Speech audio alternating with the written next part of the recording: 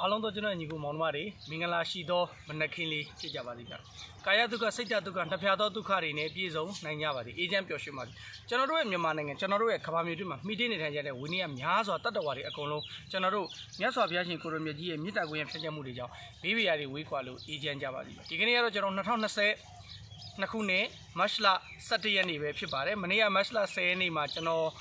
ပေါင်းတယ်မျိုးကိုရောက်ပါတယ်။ပေါင်းတယ်မျိုးမှာပထမတရက်ကပေါ့နော်ကျွန်တော်ပြောခဲ့သလိုပါပဲအုတ်ချုပ်ရည်မှုတယောက်ပြစ်ခတ်ခံရတာနဲ့ပတ်သက်ပြီးတော့ကျွန်တော်တို့ပေါင်းတယ်မျိုးမှာရှိတဲ့ပြည်သူတွေအေဂျင့်တာယာဖို့ရယ်ပေါင်းတယ်မျိုးမှာရှိတဲ့တပ်ဆိုင်ရာတွေနဲ့ပူးပေါင်းပြီးတော့ဒီအကြမ်းဖက်သမားတွေကိုနှိမ့်နှင်းဖော်ထုတ်ဖို့အတွက်ကျွန်တော်ပေါင်းတယ်မျိုးကိုမနေ့က10ရက်နေ့ညကလေးကကျွန်တော်ရောက်ရှိနေပါတယ်နေ့လယ်ကလေးကပေါ့နော်ရောက်တယ်ညဘက်မှာကျွန်တော်တို့တပ်ဆိုင်ရာအဖွဲ့တွေနဲ့ပူးပေါင်းပြီးတော့ကျွန်တော်တို့စုံစမ်းတင်တာစုံစမ်းတယ်ဖော်ထုတ်တင်တာကိုဖော်ထုတ်တယ်တချို့ဖမ်းဆီးတင်တဲ့အရာတွေလည်းကျွန်တော်တို့ဖမ်းဆီးဖို့အတွက်ကူညီဆောင်ရွက်ပေးပါတယ်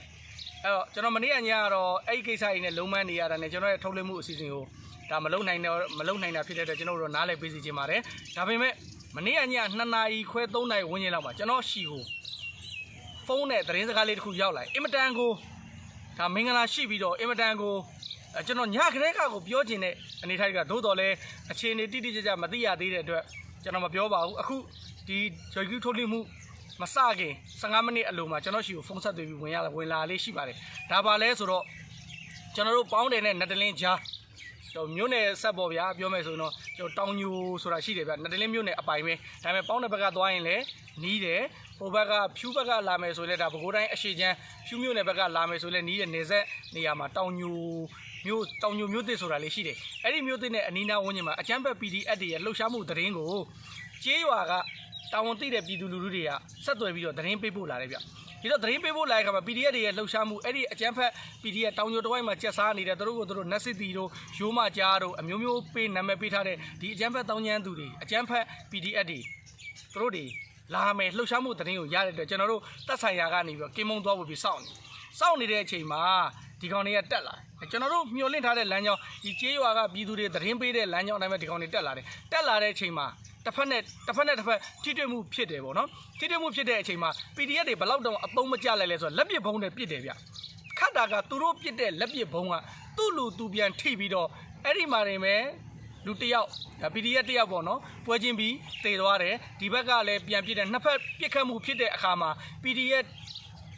အလောင်းတစ်လောင်းရတယ်3ယောက်အသက်ရှင်လျက်ဖမ်းမိတယ်တက်မတော်ကအထိအခိုက်အကြအဆုံးလုံးဝမရှိဘူးဆိုတော့မင်္ဂလာသတင်းကိုဒီမနေ့မှာတိုက်ပွဲသတင်းလေးသိရတယ်ကျွန်တော်အနေနဲ့အင်မတန်ဝမ်းသာတယ်ဘာကြောင့်လဲပြည်သူတွေပူးပေါင်းပါဝင်လာပြီဒီတော့အဲ့